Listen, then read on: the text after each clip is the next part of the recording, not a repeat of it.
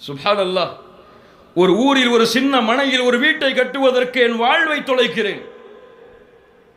ஆனால் சொர்க்கத்தில் உலகம் உங்களுக்கு, அரசாட்சி உங்களுக்கு, நீங்கள் தான் அந்த உலகத்தின் அரசர், உங்களுடைய ஊரின் அரசர். உங்களுக்கு வேலையாளர் இருப்பார்கள், உங்களுக்கு மனைவிமார்கள் இருப்பார்கள், நீங்கள் நினைத்ததை அவர்கள் கொண்டு வந்து தருவார்கள்.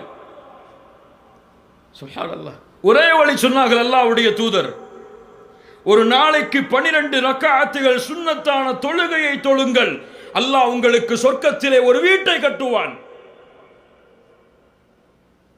பெரியவர்களை, தாய்மார்களை, சிறுவர்களை, மனைவிமார்களே, ஒட்டுமொத்த உழைப்பும் இந்த உலகத்தில் ஒரு சிறிய வீட்டை கட்டுவதற்காக உங்களுக்கு இருக்கிறது. இல்ல மஷா அல்லாஹ்.